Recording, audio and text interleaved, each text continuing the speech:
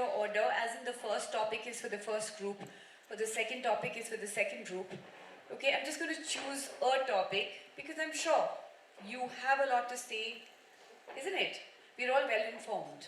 Okay, so can you see? These are the 4 panelists. Hansika has been very kind and she has volunteered to help. So Hansika, just in case we ask the audience something, if you could help with this, right? Okay. Yes.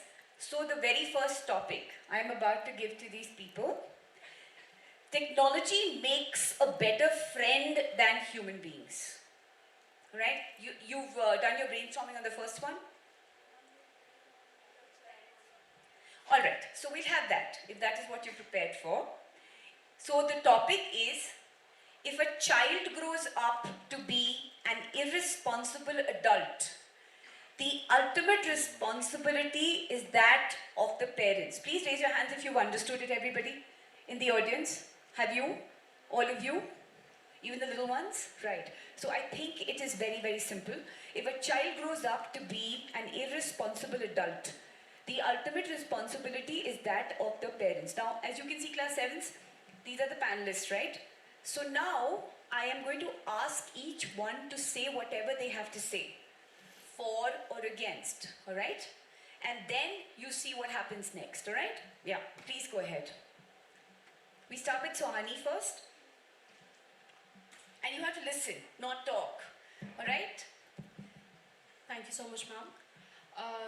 I would like to say that if a child grows up to be an irresponsible adult, the parents are not solely responsible. Let me tell you people why.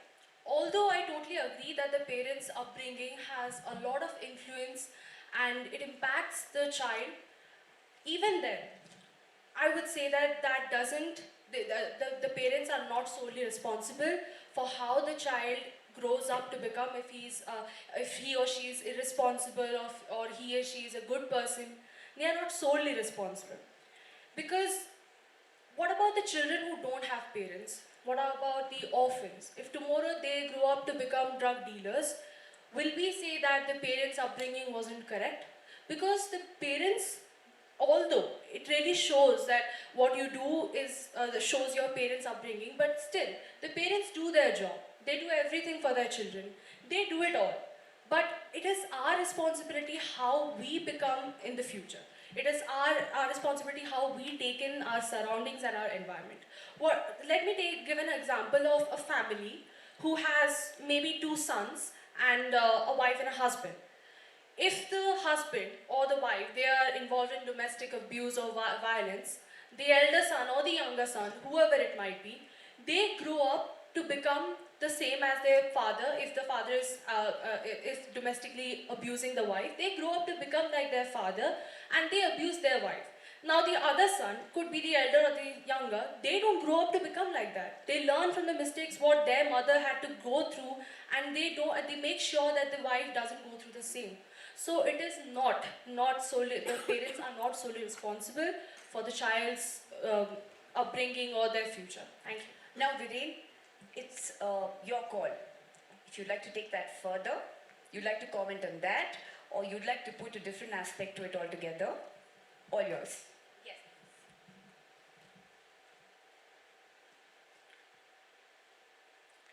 If a child grows up to be an irresponsible adult, the ultimate responsibility is that of the parents. I totally disagree. The environment in which we live, the parents are not responsible for that. Our friends, I don't know, we listen to them and maybe we go against our parents and not listen to them, and when we grow up, we are not responsible.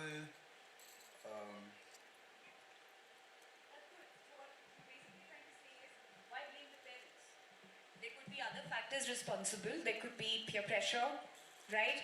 Or just, the way you think, isn't it? Could be social media as well.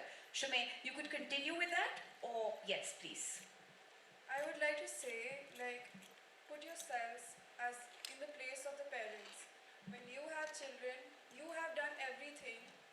your possible power to bring them up well, right? You wouldn't want your child to be in the wrong place, following the wrong things, or hanging out with people who aren't the right people to be with, right? So I would like to say it's completely up to the child. When they have grown up, they have choices that they are given with. It is completely up to them, and the parents are not responsible for whatever has been going on. Thank you. For this topic, I would not really say that it's the ultimate responsibility of the parents, but yes, at sometimes the parents are responsible because they should be aware and they should know where their child is and what time. Like, they should communicate with their child and know them as much as they can by talking to them and listening to their problems. Like, what if the child is going through something and that's why that child starts to become irresponsible. So I think parents should try to communicate with their children and yes. Very interesting. So she thought of it in a different way, right? They should not. They should take responsibility as parents and find out what they're doing, where they are, if they're safe, right? So that they become, well, what would we say? Responsible citizens, right? Okay. So how do you think parents can actually take up that responsibility? Would you like to say something about that? Different ways, not repeating. Think of a different way they could do that. All right, so you could go this way now. Antara, would you like to begin? Think about it. Ma'am, I think by communicating with them, like as I said before. How frequently? When? Like communicating, because every kind of communication these days is via your cell phone. Even when you go for dinner, right? We're all sitting with our own cell phones. So, what kind of communication? How can it be? How can it be effective communication? I think the parents can ask their children to, like, I'm not saying that they should confiscate their phones, but like they should ask them to keep their devices away and try and spend some family time. Like in the case of at my home, my father does not allow us to keep our phones during lunch or any meals in the dining hall. So that time is the time where we communicate with each other and listen to each other's problems and what all we did in the day. So yes, that's all I would like to say. Please continue. I would like to say that if in case a child is going through a lot and is not being able to speak at all to their parents, then what they should do is gather up a little bit courage, go there, sit with them, and try, starting the conversation with something light and then bringing a little light to shed on to the topic that they are going through, how to solve it.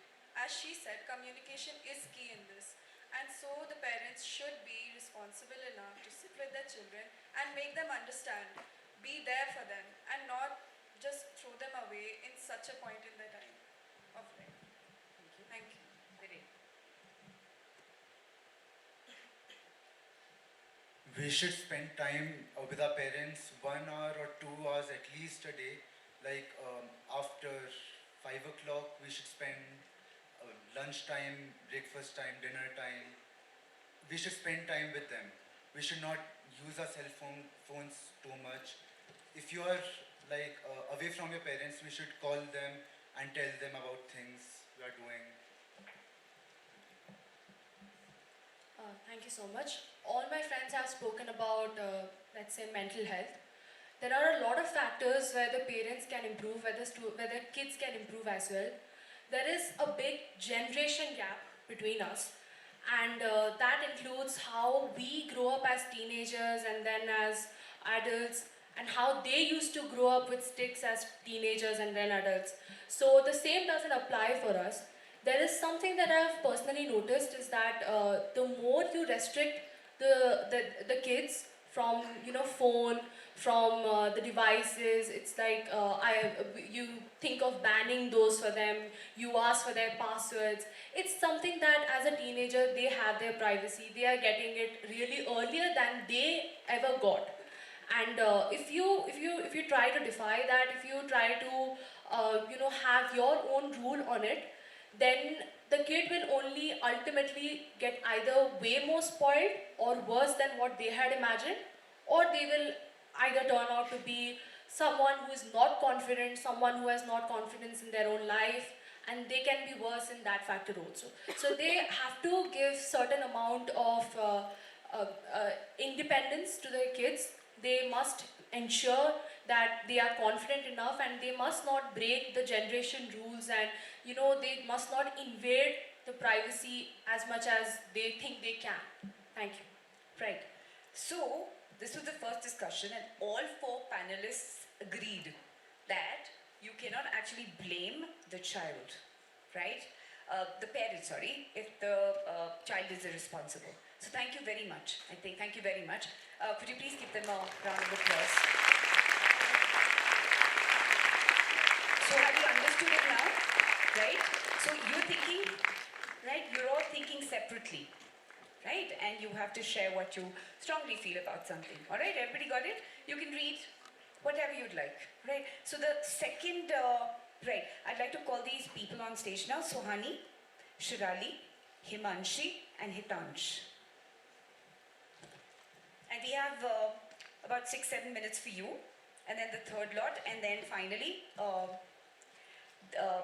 the junior division. I'll hand over to Ms. Mark. Please come, quickly. Thank you so much. A very interesting topic. Very, very interesting one. We've seen players being auctioned, right? Different games. So the auctioning of players goes against the very spirit of sport. Auctioning of players goes against the very spirit of sport. Have you all understood it? Everybody? Yes? Somebody over there said, have you understood this one? Okay, doesn't matter. When it begins, you'll get to know, all right? So, have you understood it? Right. So, should players be auctioned? Think. Okay, think it. Does it improve the game? Does it make them rise? I mean, I'm not going to lead you in any direction, but think. Okay? There's not just black and white, there are lots of other shades in between. So think about it. The auctioning of players goes against the very spirit of sport. You can give examples if you'd like, right? So we will start with Himanshi. Please go ahead. I would like to start with an example. For two players who started their career together, if one of them gets auctioned at a better price and joins a better team, and the other one goes unsold, due to any reason, there might be a feeling of jealousy and greed, which is definitely going against the spirit of sportsmanship. The main purpose of sportsmanship is respecting each other, teamwork, and enjoying the sport you are playing. That's what I have to say. Thank you. Swani. Hello everyone, I would like to take a different aspect to this. So I feel that even if a player goes into a different team and he's auctioned into a particular team and he goes there for his own profit, it does not affect his sportsmanship. Like, as soon as the player is loyal to the team he's currently playing in, it doesn't matter if he's playing in different teams over the years, because sportsman spirit is not about which team you are playing in, but it completely depends on how you are with the team that you are currently playing in and if you are loyal with them. So I don't think that auctioning of players in different teams is completely wrong, because it gives one different experiences to play with different people, and that's what sports are about. You should know how to play with different people and how to deal with every kind of team. So I don't think it's a wrong thing to play in different teams or to auction players for profit or anything. Thank you. Shirali. I would like to carry the same aspect, because I think when we auction our favorite players, the value of the players increase. The sport becomes more lucrative as more money spent on the sport, pushes other rookie players to come forward and play for the team as well. And if we're auctioning players, that totally does not mean that they won't play for the team. It might mean that they want to play more because of the money they've gotten. That's all. Well, I also have the same aspect. Taking the example of ABD Villiers, a popular cricketer, he is the most highly paid cricketer for RCB. ladies and gentlemen, I must tell you that ABD Villiers is the first person who helps young cricketers establish their techniques, and he also helps them in batting as well as bowling. So totally disagree with that aspect. Thank you. Right, let's look at the second part of it, spirit of sport. Okay, now think about it, auctioning, right? So there are these players and you're bidding for them. What according to you is spirit of sport? I'd like to know that. I'd like a comment on that. What according to you is spirit of sport? How do you see it? What is it exactly for you? For me, spirit of sport is basically a player collaborating with the whole team. If he is an experienced player, he should help other players to establish them, and he should be the one who takes the responsibility. So that applies to any team he's a part of via that auction. Yes, ma'am. So what about loyalty? Would that contribute? I'm not trying to challenge what you said. I'm just trying to put in another point of view. Would it affect his loyalty? Like you have footballers, playing for one club and the other club, then the other. But how do you connect? You have houses here, right? Foy, Allen, Condon, Pal. Okay? So if you were to switch houses every year, I'm just trying to get you to see. Relationship still exists between the players. All right. Thank you so much. Continue. Spirit of sport. What I is- think the relationship between a person and the sport should matter more than the auctioning part of the thing. It's like even if you're getting the money and you have to change houses, as you said, every year. I think if you like one sport, like if I like dance, if I'd be in any house, I dance as much as I could with all my power and Excellent. commitment. Very good. That's a good answer. I feel that sportsman spirit is more about the sports person, the person who's playing it, and auctioning is like a very minor factor in it. Like the major factor that affects how loyal a person or a team is that if that person is loyal to the current team that he is playing in. So even if I play with many multiple teams and I am loyal to them during the game and I have good relations with everyone all over, then I don't think it's being disloyal to anyone or anyone I've played with previously before. And of course, in today's generation, people have to think about profit too. So sportsman spirit depends on you and how you are playing and how you are thinking, not about what money is or how many teams you are leaving. Because And then the age of retirement. Because sportsmen, if you look at different sports, they don't get to play a lot. right. At So some point in obviously time, today with the expenses and everything, you need to think about your profit. People have families and everything, so obviously you need to think about that too. So Right. Sports, when they started, it was just for entertainment and fun and spending time with each other. Now we see sports as a competition, which is good in one way because it makes us improve. But somewhere, when you're auctioning, you are in a way buying the person. So when you are putting so much of stress on them, the spirit of sportsmanship, where you should improve yourself and do some teamwork and see such things, you are seeing whether you are capable of that position you've been given. If at one phase you have shown your high peak time where you are playing very good and you have been bought at a very high price, you have that stress, you have to do much better or the same, and you cannot go below that. As a human, we will make mistakes, we will go below our high peak time, but because of auctioning, there's a stress which is going against the spirit of sportsmanship. So as much as I understand, what you're trying to say is that it could affect the quality of the game because the stress level is increasing, right? So thank you very much. Please give them a round of applause because such wonderful points. I would really have thought of them. I'm very sorry we don't have a lot of time, but those are very good points. Thank you very much. So I'd like to call the third group now.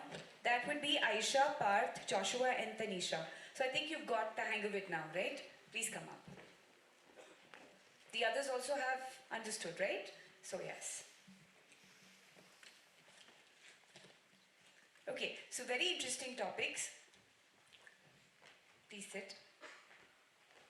And very relevant, actually, since we spend such a lot of time with technology. So the topic is, and I'd like a vote since it's the last one, after the panel discussion. Technology makes a better friend than human beings. Have you understood that?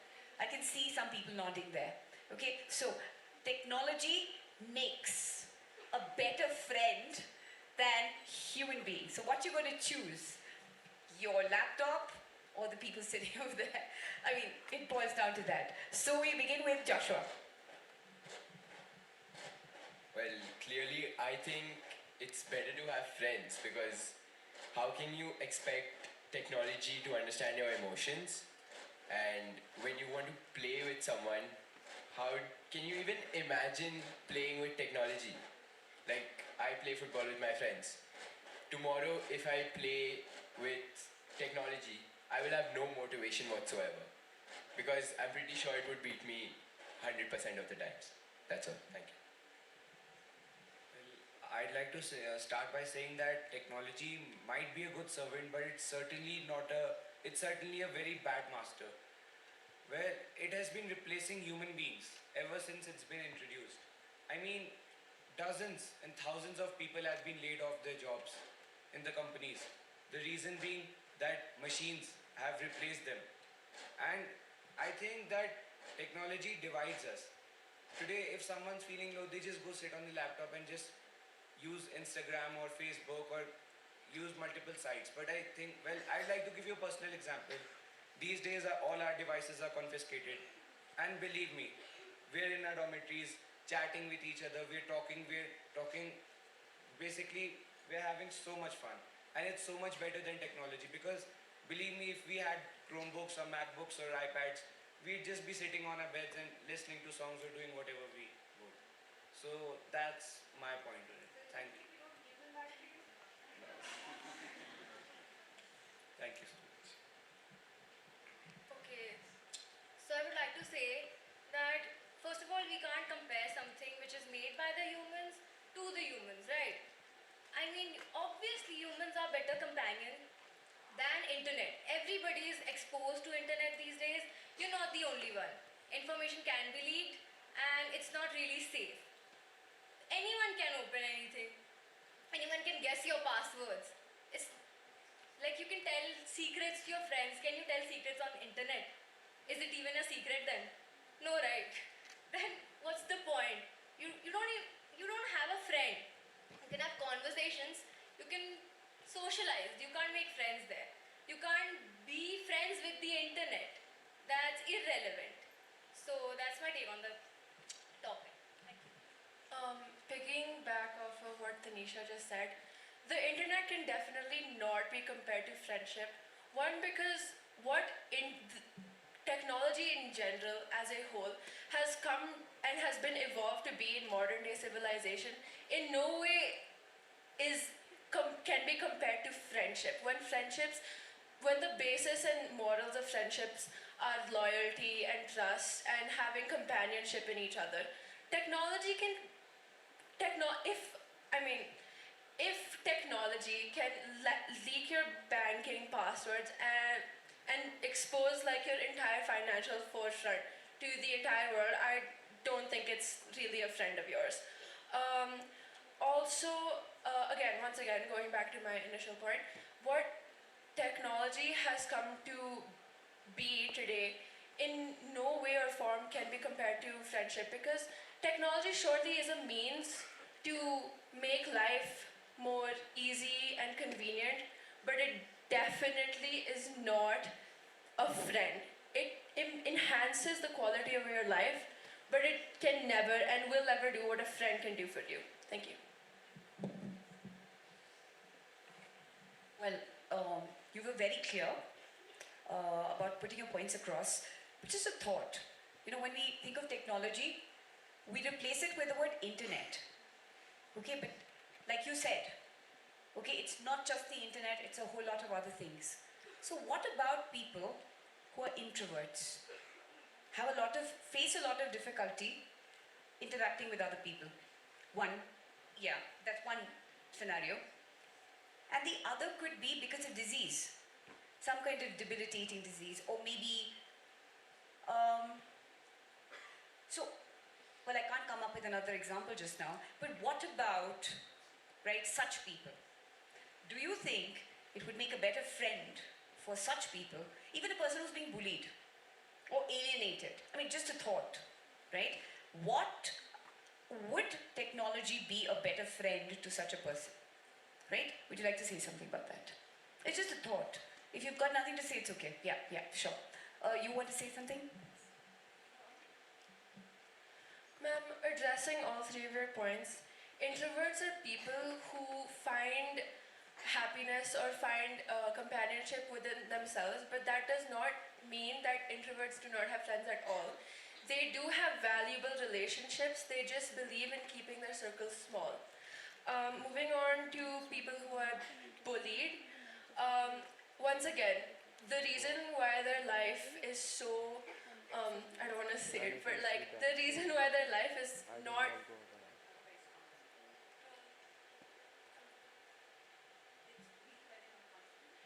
yeah, the reason why they aren't confident or don't have the best of situations in terms of socialization is because they don't have friends. What is the internet or what is technology in that fact going to do for you if you don't have friends? You're still going to be bullied. It's not going to do anything for you. And moving to my last point, disability. People who are disabled, surely technology helps them in massive ways and amounts. It surely, again, it enhances their life. But what about the people who are around them and their families and their friends, most importantly? They're the ones who keep their value, their value of life intact and alive. Yeah. Okay, so people with disabilities, they won't find internet as their friend. They might find friends on internet, but they won't find internet as their friends. Thank you very much. Because we don't have the time, but it was very interesting. Thank you very much. Thank you. So I'd like you to take your place. Thank you. Thank you so much. Thank you, Ansika. Ms. Mark, I hand over the proceedings to you. Yes.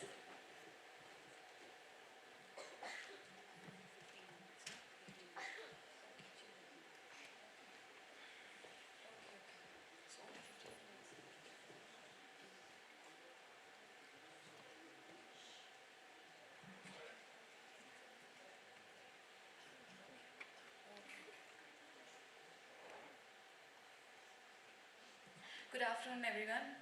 Before we just, delay the whole thing, I'll just call up these children and I'll introduce the topics to them, okay? So, first 6 students I would like to call Tejaswa, Arav, Akshita, Anahra, Aris, and Shatakshi.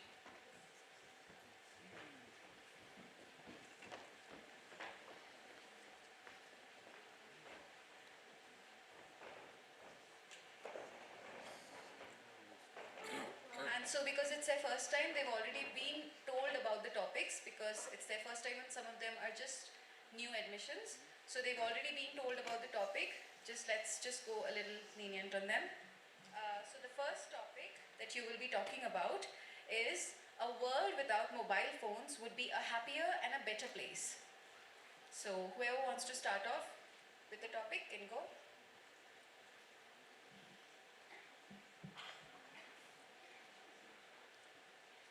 I think yes, if smartphones would have not come in this world would be better.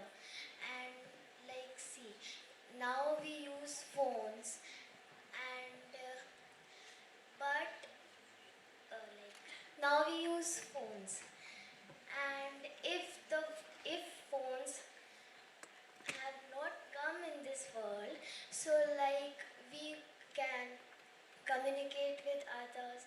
Like we spend a lot of time in phones, but in that time, we can do a lot more things better than seeing phone. Like we can draw, we can sing, we can dance. Very good. Thank you. I disagree with that. If you are very close to your relative and you want to talk to him, if phones weren't there, you need to write a letter, then send it to him. That would take 3 days. Okay. Then it goes to the relative. Then he replies back. It takes Another again 3 days. Yeah, times of 3 days. So we cannot talk that fastly. If it is here. So we can just open our phones or laptops and we can contact and only for 30 seconds or less. Okay, so basically what she says it is that if she had the mobile phones, she's not able to, do other things like drawing and dancing and whatever she wanted to. But Aris thinks that if he had the mobile phones, communication would be faster. Okay, what's your take on this? Oh, you have another point. Yes, Okay. like a few years ago, COVID came. So if there was no COVID, we couldn't attend school or many people can't go to their offices. Yes, I am done now. Okay.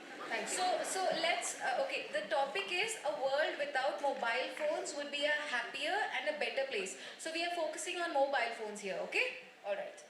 I totally disagree with I would say that we can talk to our relatives through telephones, and life without smartphones is difficult, but we'll get used to it. Life without smartphones will help us to be more attractive in sports. Then we would like to take part in sports because normally at stay-back times we used to go home, use our phones and to talk to people. But it would be much better if we talk to them face to face. If you're wondering how will we message people and more, we can use letters like the old time. It would be more fun. And for calling, we can use telephones. If we stop using cell phones, we will be spending family time.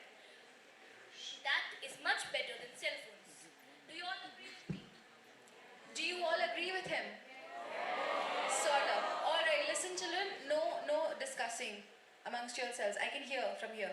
Okay, I don't want to call out your names. Listen to them, it's their first time here. Okay? Yes. I totally disagree with him. Okay, so what's your point then? Mobile phones? A life without mobile phones would be very difficult. Because in today's life, mobile phones are very important as we cannot convey our messages quickly. But when we use mobile phones, we can convey our messages quickly. So it saves time also. Thank you. Okay. So would you agree with that mobile phones it's better because you convey your messages quickly? Are there any other things you can add on to that? Like other than messages, or you want to entirely just go against it? I don't want to entirely go against it. Okay. Mobile phones are useful, but we can live without them. I'd say that without mobile phones, the world would be a better place because if we don't use our mobile phones, then we'll do something else, like make more new friends and do something rather than using our phones. Oh, good. Thank you. Yes. What's your take on this? A world without mobile phones would be a better place because all of us would have better communication skills. We'd all be more confident in doing things like performances, debates, and etc. While mobile phones do keep us busy sometimes, but they also reduce our activeness, and sometimes that can cause many diseases. Oh, okay. So this was the first round of the junior division. You want to say something? Quickly, okay? Let's have Arish say something. Without mobile phones, we cannot pay people online. Like if you don't have money and you're hungry, you could pay it online. If you don't have mobile phones, you run back to a house and get money. Okay, so that's a very And one more thing, I disagree with him also. Yes, one more thing.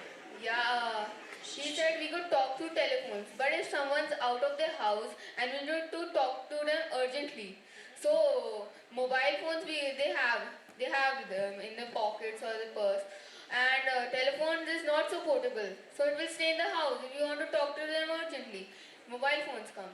Absolutely right. Okay, so these were some of the points. Give them a big round of applause for them. Very good. Thank you very much. Alright, so our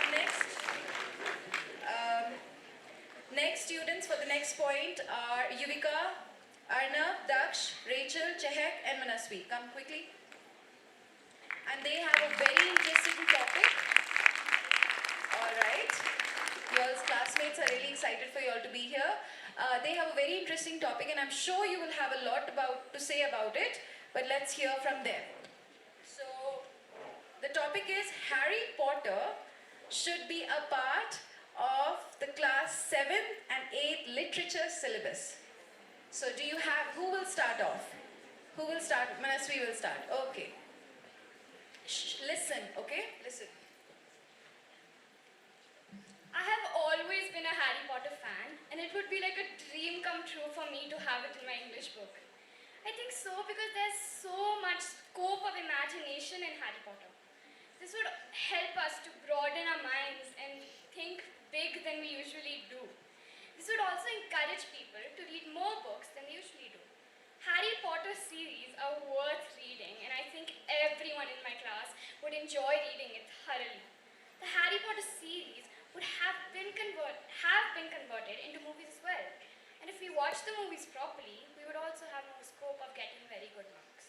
Okay. All right. So, anyone wants to elaborate on the same point or have a different opinion about it, you can just continue. Okay. Who wants to go next? Anyone? Okay, Chehek. Harry Potter is a source of entertainment, but not literature. We cannot consider it as a part of literature. Let us not forget the masterpieces written by Shakespeare.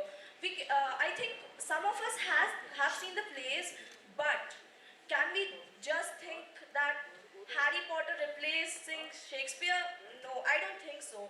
And if you just bring every entertainment source to our literature books, will that be considered as entertainment?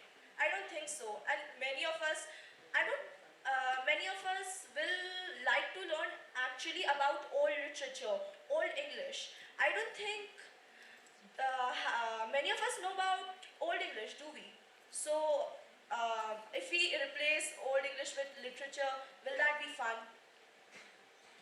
Okay, so Chehek basically thinks that it's not a good idea because Harry Potter is basically just a source of entertainment, like movies, and it has the books and everything, and it should just be kept as entertainment for everyone, not be part of the English lit syllabus. So anyone who wants to elaborate on that or give their opinion, okay, Rumta, yes.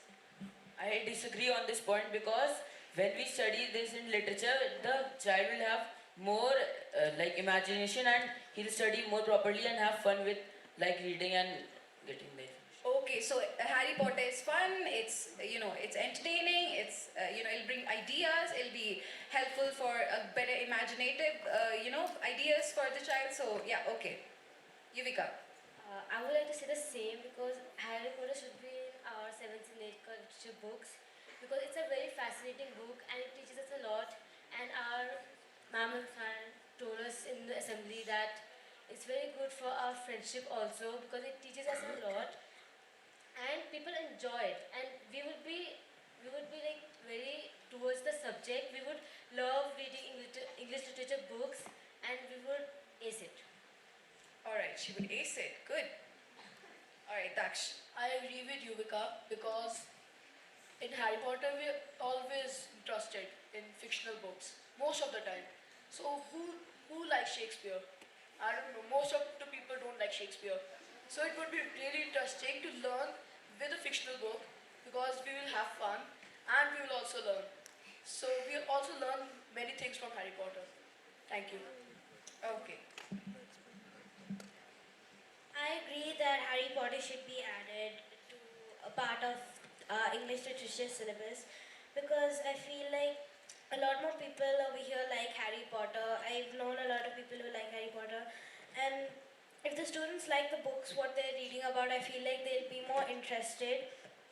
And not only the students would like it, I feel like a lot of people would like it, and everybody will do really good and in their studies in literature, and not only would try to read it in school, they'll also want to read it at home sometimes.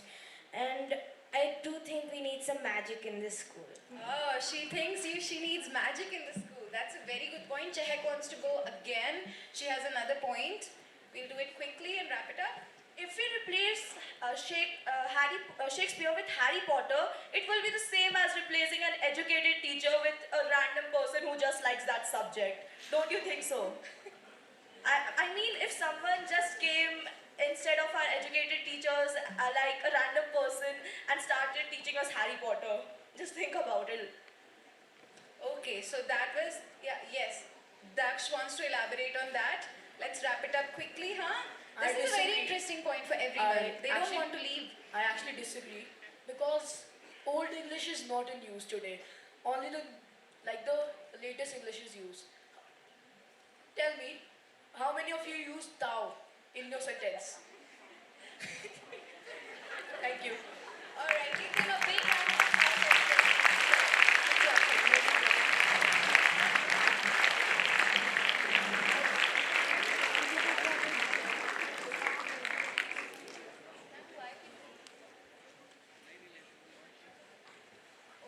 Okay, now I'll hand over the mic to ma'am. Thank you very much, Ma'am Mark.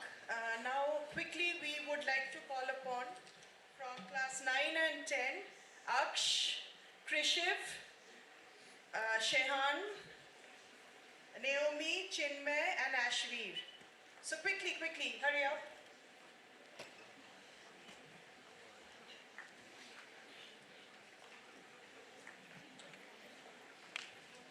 Okay, we already know their topic. I found 2 or 3, they were not much into writing it and preparing it beforehand. So let's see what they have to say. This is the topic. It should be compulsory for every student to learn one foreign language other than English. So should we start with Shehan? I think that um, it should be compulsory because English is the universal language, but sadly, not everyone speaks the same language. And it would open us to a whole new culture. Um, for example, if I learn French or Spanish, I learn so many things about their people by communicating with them. I also think that knowing another language will improve our chances in a school abroad. For example, Howard. Thank you. Okay, so let's see what Aksh has to say about it. Yes, I do think that we should learn one more language because if we were able to learn one more language, it would be easy for us and we would gain more knowledge. And why cannot we learn French, Spanish, or a state language only like Telugu or Tamil? Because But we are talking about foreign language here. yes, so we can learn French or Spanish because it's very good for our knowledge. Yes, Chinmay? I totally disagree with this point that we should learn a foreign language. We already know at least 2 languages, which is English and Hindi, and we should stay connected from them. Most of the people over here don't know how to speak Hindi correctly, and that is a sad thing about Our country. our country. Yes. A foreign language would only increase the burden on students' shoulders. We already have much of a burden. Some people think that students have much burden on their shoulders, and a foreign language would only increase it. It would also separate us from our culture. Like my friend over here said, that it would introduce us to a new culture, but it also has a negative point that separates us from our culture. Thank you. Okay, let's see if you disagree with him or them. I would disagree with him. With Chinmay? With Chinmay. Right. Because people should learn another language other than English, as our world has over 100 countries and over 200 languages. People who are not fluent in English may have a difficult time talking or understanding us. Major languages like French, Mandarin, Japanese, etc., are easy to learn and understand. People who Are are they not easier than English? somehow. Okay. Okay. People who are not educated like us may have a hard time understanding us. Thank you. So do you think like if we are able to understand French, Mandarin as you said, so it's really going to help us in India or when we go abroad? In India, as you know, there are many foreigners Okay. who come here for business and they may or may not be fluent in English. So we can talk to them in those languages. Oh, very good. Yes, Naomi. I disagree with him. We have a limited amount of subjects. We have a limited amount of subjects, and adding another foreign language to it will not really help. It's not that we can choose from a large amount of languages, and learning only one foreign language is not going to help in any way. I mean, sure, we can communicate with another country, but it won't be, as we can communicate with the whole world. So there isn't really a point to learn only one language, and also a complete different language takes a lot of time to learn. So it does not really make sense to only learn one language. Okay. Okay, Ashvi really wanted to come up. So let's see what she has to say. I agree with Naomi.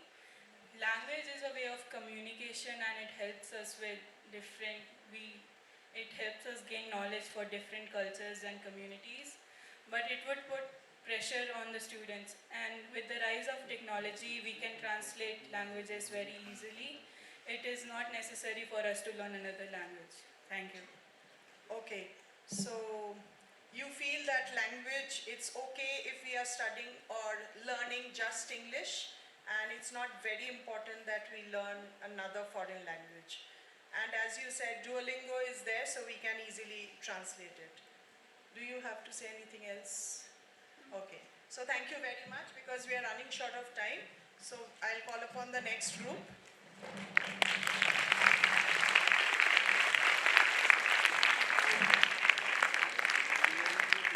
Yes, Gaurang, you have to come up. So the next group comprises Nitya Agarwal, Gaurang, please come up, Revant, Shaurya, and Vaibhav Singh.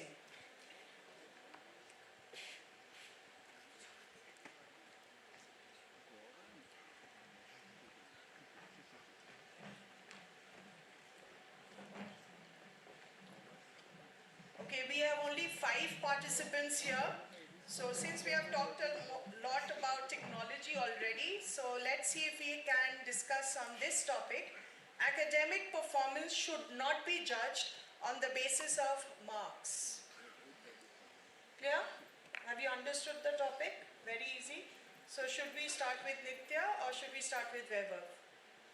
Ladies first? Okay. So Nitya.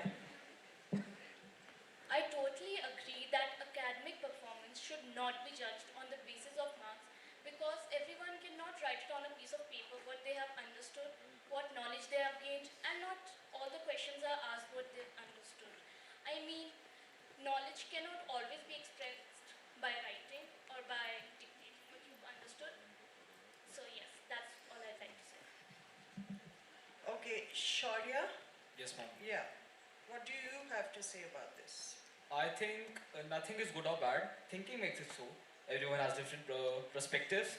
And in my philosophy, I think that it might be some kind of importance of marks in academic exams and all. I think they are important for us. Usually, most of the schools use knowledge and thinking of other children and comparing them from marks. Uh, I think marks differs people's knowledge and intelligence among all. Thank you. Okay, Gaurav? I totally disagree with him. Okay. So what do Education you is have not to say? not at all about marks. It's about what you can learn and what you can make out of it.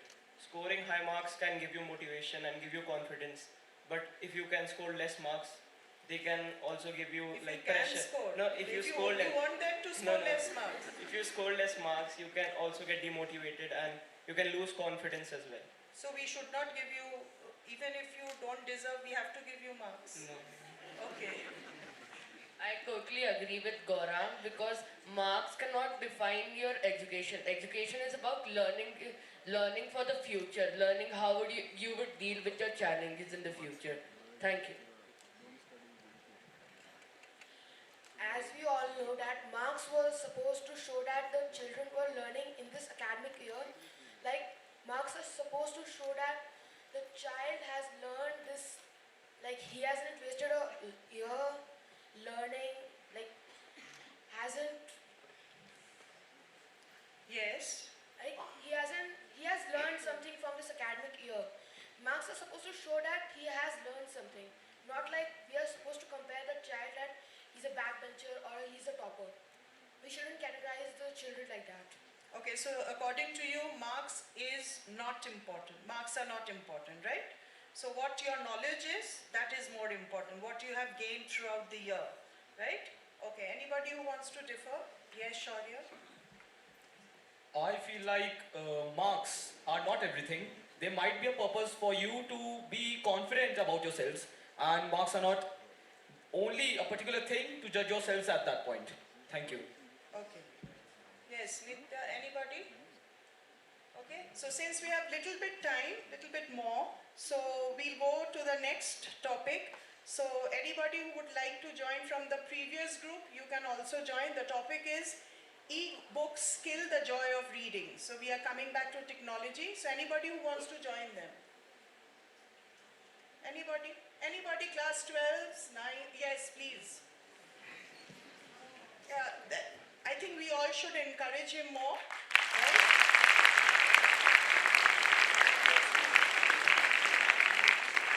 Yeah, please. E-books kill the joy of reading. I think that ebooks do not kill the joy of reading. Like there is Amazon Kindle. We can read a lot of books from that. If we have a certain library in our house, there are limited books. But for example, Amazon Kindle, we can read a lot of books, all the books in the world. That's all. Thank you. I totally disagree with this because, as we all know, some people maybe like reading a lot of books. So suppose you don't have a lot of space. Where can you keep those books? So because of that, Amazon Kindle are like sources of ebook which can help us. We can borrow books from there and just read it up and give it back. It will save our storage, and they all are same. Like books are same. They're not different. Books are they're just same stories, just in two different versions. I think the books in physical forms are more better because after reading a book we get the joy and feel an achievement, and we can keep them as a prized possession. And after all, what is the point of a library if we are using e-books? I personally haven't read many books, but I definitely can tell you that ebooks are much portable, cheap, and useful. We can just store them in an iPad or a mobile phone. They also have many features like we can change the font size, zoom in and out. Thank you. As you said, yeah, ebooks are more portable, and I think that, as seen from environmental perspective, ebooks are saving the earth.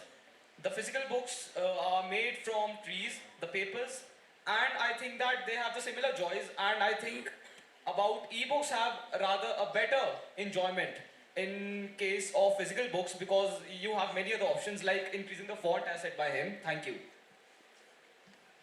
As a reader, I totally agree that ebooks kill the joy of reading, as it can never give you the actual joy of reading a book. The joy of flipping pages, the feel of a new book, and the memories attached to a certain book. This enthusiasm can never be felt scrolling through a plastic slab. I totally agree with I totally agree with Nitya. I totally agree with Nitya. Actually, ebooks are killing the joy of reading the real books. We are actually decreasing our eyesight by sticking to the phone and reading all the books.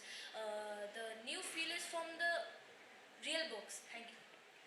I disagree with her that ebooks kill the joy of reading. Like if you want a book, you order it. It would take 2 to 3 days to come.